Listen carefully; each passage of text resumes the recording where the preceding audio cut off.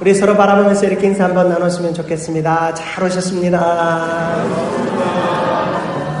한 번만 더 이렇게 인사 나눌까요? 주님의 이름으로 사랑합니다. 네. 여러분, 독일의 철학자 쇼펜하우어라고 하는 사람의 이름을 들어보셨습니까?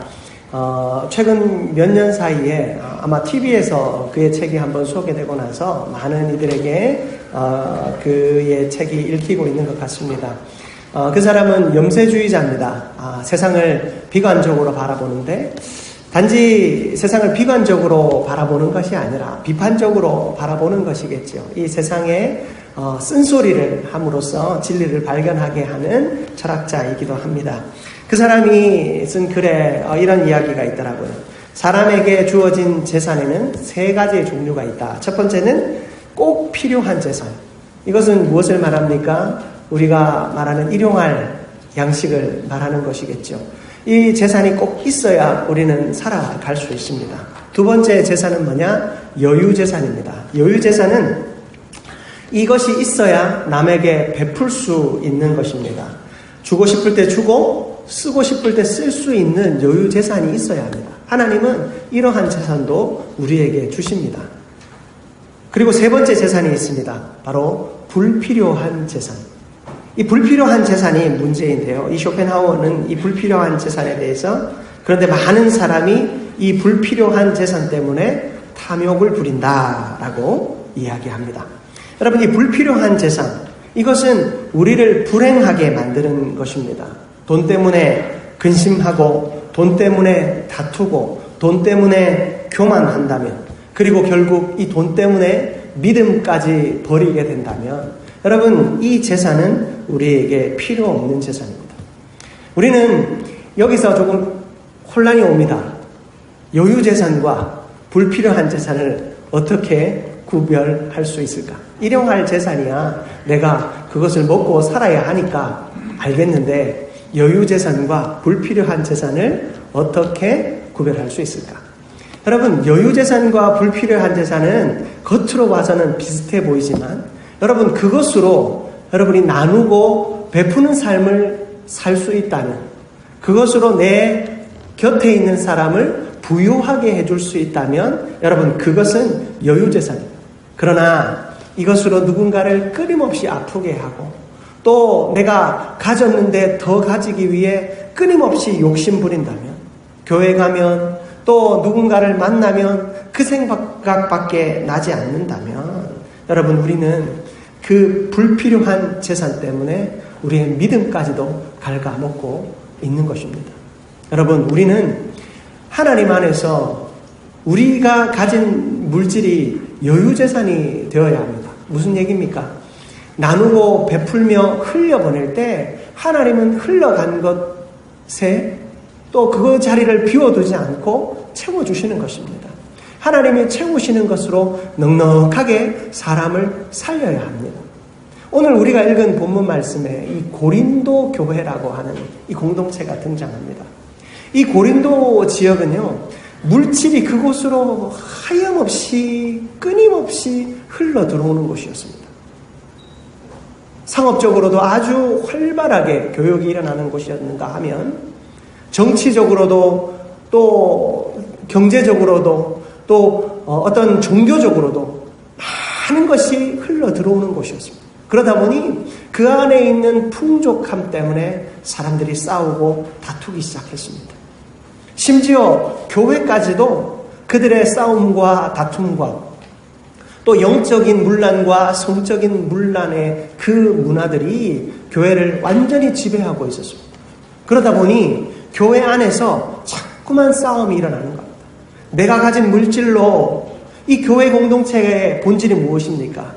연약한 자들을 섬기고 나누고 베풀면서 하나님의 풍요를 이 교회 공동체가 함께 누려야 되는 거 아닙니까? 그런데 풍요는커녕 서로를 더 아프게 하고 괴롭게 하고 그리고 교회 안에서 이 세상 법정을 향한 송사가 이루어지는 겁니다. 교회 안에서 문제 해결이 안 되니까 세상 법정에까지 가서 이 교회 문제를 가지고 재판하고 그래서 누군가를 끊임없이 아프게 하고 죽이는 일이 일어나기 시작했습니다. 그런 분열된 교회 공동체 가운데 바울은 바로 이 우리의 삶에 무언가 하나가 빠졌다. 나사가 하나 빠져서 우리가 지금 바른 길을 걸어가지 못하고 우리에게 주신 물질이 이 쇼펜하우어가 이야기하는 것처럼 불필요한 재산이 되어서 끊임없이 우리의 심령을 그리고 교회를 ഘ아먹고 있다라고 이야기합니다. 그 빠진 것이 무엇인가? 바로 복음의 능력이다라는 것입니다. 여러분 오늘 말씀의 제목을 제가 뭐라고 정했습니까? 주보를 보시면 다시 복음으로 돌아가자. 이 고린도 교회 공동체는 세상에서 누리는 것, 세상에서 즐거워하던 것, 그것들을 그대로 교회에서 이 예배 공동체에서 누리고자 했기 때문에 그들은 자꾸만 하나님의 뜻과는 상관없는 길로 나아가고 있었습니다. 그런 그들에게 바울이 말합니다. 다시 복음으로 돌아가자. 바울이 이야기하는 이 복음의 이 핵심은 바로 이것입니다. 여러분, 고린도전서 15장의 별명이 뭔지 아십니까? 15장의 별명? 성경 공부하시면서 한 번쯤은 들어보셨을 겁니다. 부활장입니다. 부활장. 고린도전서 15장의 말씀은 부활장인데요.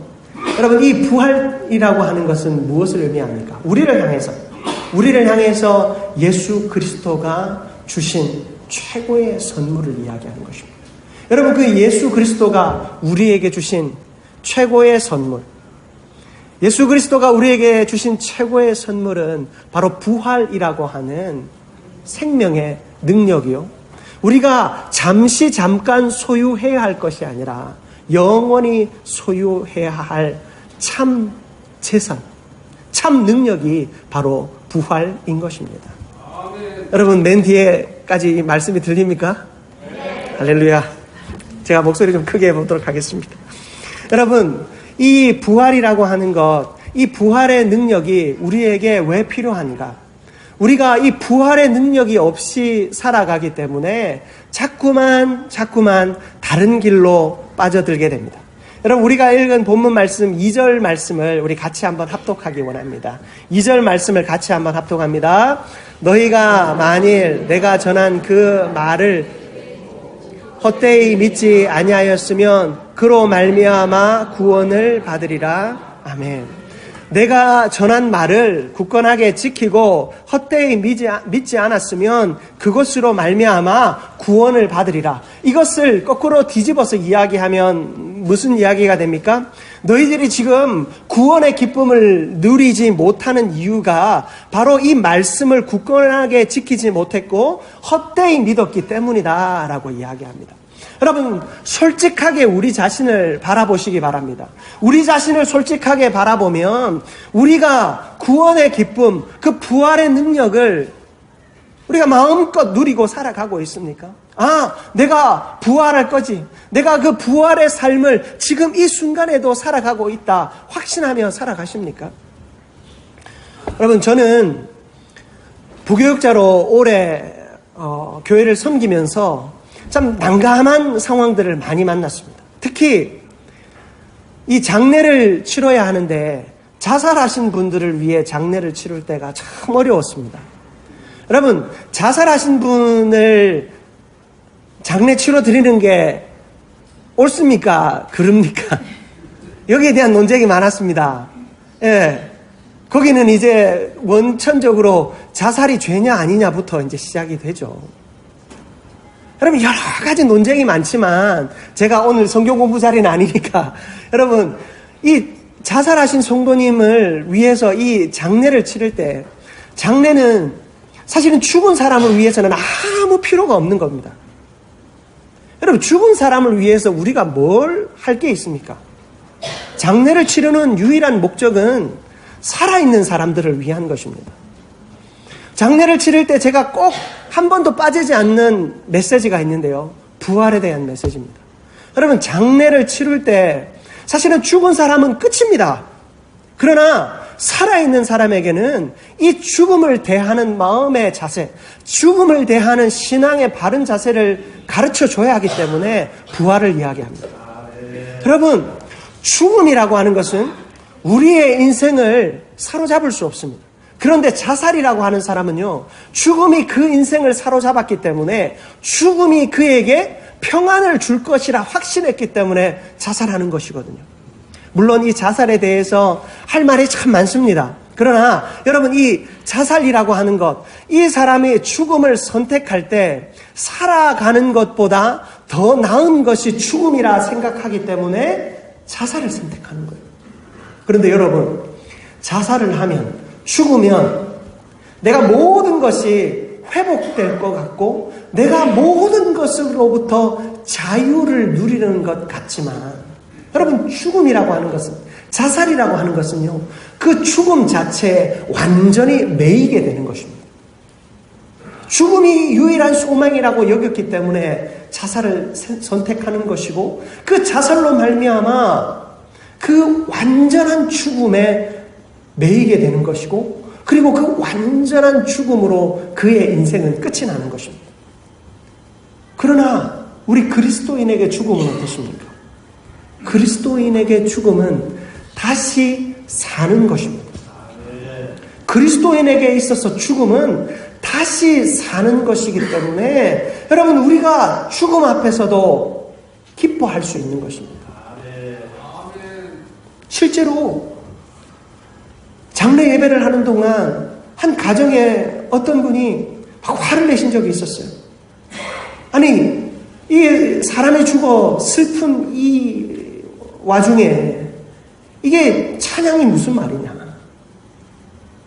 내가 제사까지는 이 장례를 치르는 이 곳에 제사상 차리는 건 내가 그거 안 하는 것까지는 내가 허락해줬는데 이거 찬송은 안 된다. 그렇게 싸움을 거시는 분들도 있었어요. 그들의 마음이 너무나도 깊이 이해가 됩니다. 왜냐하면 그들에게는 소망이 없었기 때문입니다. 죽음이 끝이었기 때문입니다. 그러나 여러분, 우리에게는 죽음이 끝이 아니라 죽음이 새로운 시작인 줄 믿습니다. 그것이 바로 부활이요, 부활이 우리에게 주는 능력인 것입니다. 그 부활의 능력을 가진 자만이 복음 안에 기뻐할 수 있습니다. 여러분, 복음이 무엇입니까? 예수 그리스도가 우리의 죄를 사하여 주시고 우리를 위해 다시 살아나심으로 우리에게 영원한 삶을 약속하신 것, 여러분, 이것이 복음이죠. 여러분, 이 복음 없이는 우리는 이 세상의 물질의 노예가 될 뿐만 아니라 결국에는 죽음의 노예가 될 것입니다. 어떻게 하면 죽지 않을까 생각하며 내가 가진 물질로 생명을 연장하려 합니다. 어떻게 하면 우리 자식들이 죽음의 공포 앞에 서지 않을까 걱정하며 지나치게 많은 물질을 물려주고자 애를 씁니다. 내가 저들을 도와주지 않으면, 내가 내 자식들 도와주지 않으면, 내가 내 인생 돕지 않으면 아무도 내 인생, 내 자식들 도와줄 사람 없다 생각하며 물질과 세상의 것에 온 마음을 빼앗겨서 살아가는 것입니다. 고린도 교회는 이 물질과 부활 없는 이 세상의 이 처절한 더러움 앞에 자신의 모든 삶을 빼앗긴 채 교회에서마저 그 세상의 논리로 살아가고자 애썼던 사람들이었습니다. 그런 교회들을 향해 바울이 말합니다. 다시 복음으로 돌아가야 한다. 내가 전한 이 복음을, 내가 전한 이 말씀을 굳건하게 지키고 헛되이 믿지 말라. 그리하여 하나님께서 우리에게 허락하신 이 구원을 너희가 소유해야 한다라고 가르치고 있는 것입니다. 사랑하는 성도 여러분, 우리가 쫓아 살아가고 있는 것이 무엇입니까? 우리가 그토록 바라고 원하며 살아가는 것이 무엇입니까? 여러분의 소원의 정점에, 여러분의 소원의 끝에 있는 것이 과연 무엇입니까? 그것이 이 땅에 있는 것이라면 여러분 속히 회개하고 주님 앞으로 돌아오시기를 바랍니다. 여러분, 우리의 소원의 끝이 이 세상에 있지 않아야 합니다. 우리 소원의 끝은 바로 영원한 하나님의 나라에 있어야 하는 줄 믿습니다. 여러분, 우리는 진짜가 무엇인지 끊임없이 고민합니다. 최근에 명품 브랜드의 가방이 원가가 8만 원이라는 이야기가 인터넷에 많이 떠돌더라고요. 그 원가가 8만 원이 되게 하기 위해서 원래 가격이 200~300만 원 정도 되는 가방인데 원가가 8만 원이 되게 하기 위해서 그 제3세계의 어린아이들과 또 약한 사람들의 그 노동력을 착취했다는 그런 이야기들을 보면서 막 불매운동도 일어나고 했던 것을 봅니다. 어떻게 하면 많은 수익을 얻을까? 그리고 어떻게 하면 다른 사람도 갖고 있는 그 좋은 것을 내가 가질까? 아니, 다른 사람이 갖지 못한 그 무언가를 내가 가질까? 고민하며 애쓰고 살아가는 인생. 여러분, 그것을 가지면 행복하고 좋은 것 같지만 그 이면에는 너무나도 많은 고통과 괴로움이 연약한 자들을 아프게 하고 있음을 우리는 기억해야 합니다. 여러분, 고린도 교회가 그 모든 것을 잃어버린 채, 특히 로마인들이 여러분 어떻게 살았는 줄 아시죠? 노동하고 힘들고 어려운 것들은 다 노예들에게 맡겼습니다. 주인들은 그저 돈을 쓰는데 환락과 쾌락과 세상의 즐거움들을 누리는데 모든 시간을 사용했습니다. 일말의 죄책감도 없었습니다. 자신들이 누리는 이것을 위해 노예들이 죽어가고 노예들이 병들어가는 것을 한치의 양심의 거리낌도 없이 받아들이고 있었던 것이 로마 사람들이었습니다. 고린도 성도들 역시 마찬가지였습니다. 자신들이 누리는 것을 위해, 누리는 것을 얻기 위해 누군가가 아파하고 죽어가는 것에 대해서 그리스도의 부활이 세상 속에서 지우개로 지워져 버리는 듯한 그런 아주 막막한 영적인 상황 속에서 그들은 한 번도 고민하지 않았습니다. 그런 그들을 향해 바울이 가르치는 것입니다.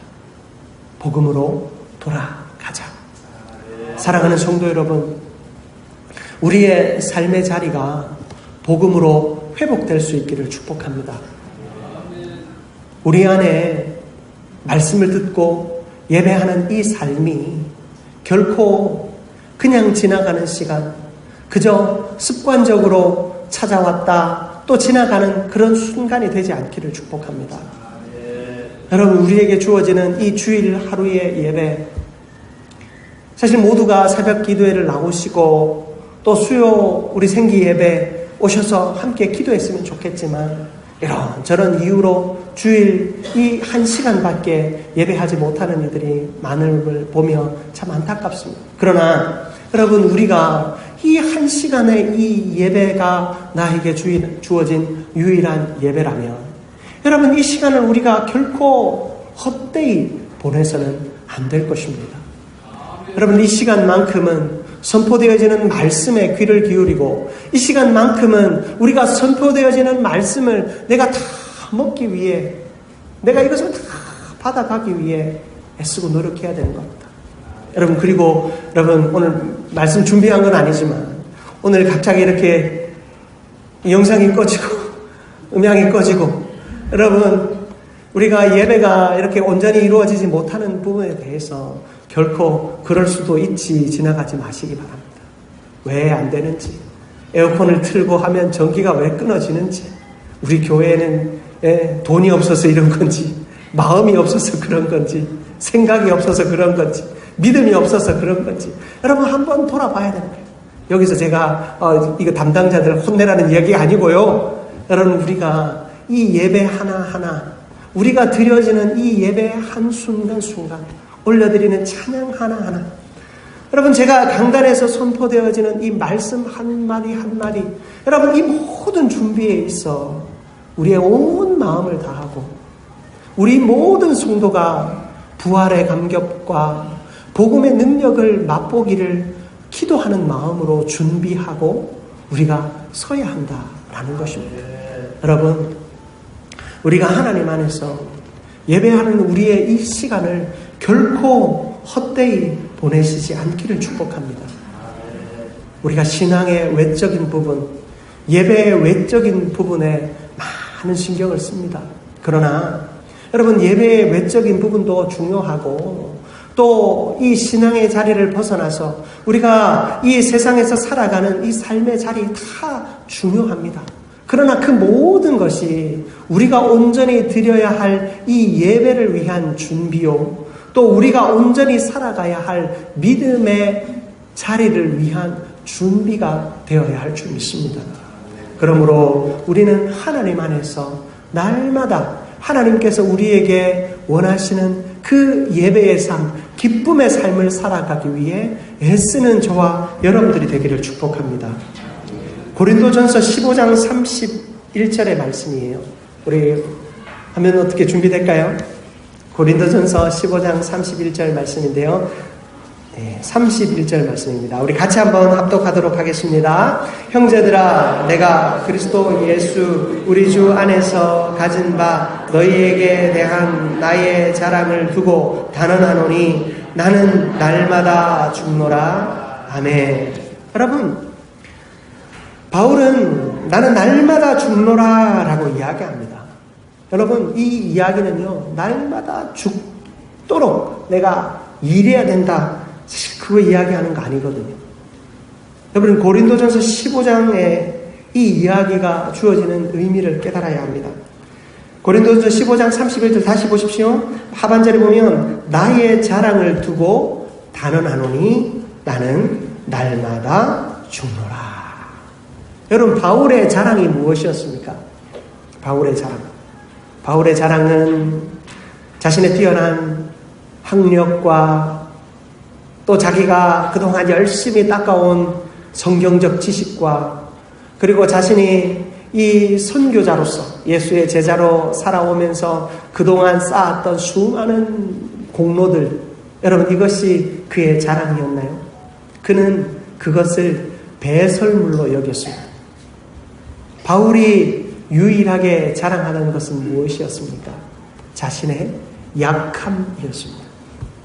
처음에 바울은요, 예수 그리스도의 종된 바울, 자신이 예수 그리스도의 참된 제자라는 사실을 끊임없이 교회들에게 어필하기 위해서 애를 썼습니다. 그러나 그 인생의 마지막쯤 되어서 쓰여진 그 편지들에는 자기 자신을 이렇게 소개합니다. 나는 죄인 중에 괴수다. 내가 예수의 제자로서 너희들에게 영적인 권위를 가지고 또 실질적인 권위를 가지고 내가 행동하기를 원한다. 그는 그렇게 이야기했지만 결국에 마지막에 돌아가 보니 그 외적인 권위가 중요한 것이 아니라 내가 죄인 된 자, 내가 죄인 중에 괴수로서 자격 없는 자를 깨닫는 것이 나의 가장 소중하고 내 인생 가장 보배로운 깨달음이었다라는 것을 그가 고백하는 것입니다. 그런 자랑을 두고 그가 단언하노니 나는 날마다 죽노라. 여러분, 날마다 죽는 인생이 얼마나 행복한 인생인 줄 아십니까? 죽었다라는 것은 무엇을 경험하는 인생입니까? 부활을 경험하는 인생입니다. 한번 죽으면 끝인데 날마다 죽는답니다. 날마다 죽는다는 것은 무엇을 의미합니까? 매일의 삶을 그는 부활을 경험하며 살아가는 것입니다. 그럼 부활을 경험하는 것 어려운 일이 아닙니다. 내가 잠자리에 들 때 하나님, 내가 가진 물질로 오늘도 내가 탐욕을 부렸습니다. 내가 가진 물질로 또 누군가를 아프게 하였습니다. 내가 가진 능력으로 누군가를 눈물 흘리게 했습니다. 하나님, 용서하여 주옵소서. 내가 가진 물질이, 내가 가진 능력이, 내가 가진 하나님의 그 사랑이 흘러가게 하여 주옵소서. 많은 사람을 살리고 회복시키게 하여 주옵소서. 그런 회개와 결단 속에 아침을 맞이한다면 여러분, 내가 다시금 부활을 경험하는 인생 아니겠습니까? 여러분, 우리의 삶이 복음으로 돌아가야 할 줄 믿습니다. 우리의 인생이 복음으로 돌아가는 것은 부활을 경험하는 삶입니다. 날마다 죽는 삶입니다. 내가 가진 것으로 나누고 베푸는 삶입니다. 내가 가진 것으로 누군가를 아프게 하고 있다면 나의 해안으로 나는 말씀을 잘 이해하고 또 교회의 질서를 잘 알고 인생을 잘 알아 라고 말하면서 누군가를 끊임없이 공격하고 있다면 여러분, 우리는 살인자의 삶을 사는 것입니다. 죽음의 노예가 되어 사는 삶을 사는 것입니다. 그러나 내가 가진 것 없지만, 내가 가진 지식이 없어서 그저 내가 할 수 있는 말은 사랑합니다, 축복합니다, 이 한마디 밖에 없다 할지라도 여러분, 그것으로 누군가를 살릴 수 있다면 여러분, 우리는 날마다 부활을 경험하는 인생 살아가는 줄 믿으시기를 바랍니다. 여러분, 여러분이 가진 것이 무엇입니까? 하나님은 여러분에게요, 다양한 은사를 주셨습니다. 그렇다면 그것으로 어떻게 하면 사람을 살릴 수 있을까? 여러분, 고민하는 인생 되시기를 축복합니다. 바울의 고백처럼 나는 날마다 죽는다라고 하는 그런 믿음의 고백이 우리 가운데 있기를 축복합니다. 바울도 이야기합니다. 여러분, 10절 말씀인데요, 우리 같이 한번 읽어봅시다. 우리 본문 10절입니다. 함께 합독합니다. 그러나 내가 나된 것은 하나님의 은혜로 된 것이니 내게 주신 그의 은혜가 헛되지 아니하였으나 내가 한 것이 더 많이 수고하였으나 내가 한 것이 아니오 오직 나와 함께 하신 하나님의 은혜로라. 아멘. 여러분, 하나님의 은혜로 나는 내가 되었습니다. 그런데 이 모든 은혜가 헛되지 아니하여 내가 모든 사도보다 더 많이 수고하였다라고 이야기합니다. 여러분, 바울은 비로소 깨달았습니다. 나에게 주신 은사, 나에게 주신 은혜, 나에게 주신 이 복음과 부활의 기쁨과 감격을 헛되이 흘려보내지 않기 위해서 내가 날마다 수고해야 하겠구나. 여러분, 그의 수고가 무엇인 줄 아십니까? 그의 수고가 바로 날마다 죽는 것입니다. 그의 수고가 날마다 죽음으로 부활을 경험하는 것입니다. 그의 수고가 자신의 것을 나누고 베풀므로 모든 것을 쏟아내기까지 헌신하는 삶. 여러분, 그는 그러한 삶으로 부활을 실천하는 삶을 살게 되었습니다. 사랑하는 성도 여러분, 우리도 그렇게 살아갈 수 있기를 축복합니다. 하나님이 기뻐하시는 그러한 삶을 온전히 살아갈 수 있기를 바랍니다. 이렇게 바울처럼 여러분, 복음으로 돌아가 부활의 기쁨과 감격 속에서 이 죽음에 얽매이지 않고 그 부활의 기쁨을 나누고 베풀므로 하나님 안에서 온전히 실천하는 우리 모두가 되기를 주님의 이름으로 축복합니다. 사랑과 은혜가 충만하신 하나님 아버지, 너무나도 감사합니다. 우리는 연약합니다. 사람의 생각과 마음으로 많은 것을 준비하지만 하나님, 그 준비한 것이 때로는 허사가 되는 경험도 합니다. 그러나 하나님, 그 모든 시간들 속에 하나님이 우리의 주인 되심을 믿습니다. 바울이 그에게 주신 그 부활과 그 생명의 능력을 다른 이들에게 전하기 위해 날마다 애쓰고 노력한 것처럼 하나님, 우리도 우리가 가진 것을 나누기 위해 애쓰는 우리가 되게 하여 주옵소서. 우리의 것을 나누고 베풀므로 하나님, 날마다 부활의 기쁨을 경험하는 우리 인생이 되게 하여 주옵소서.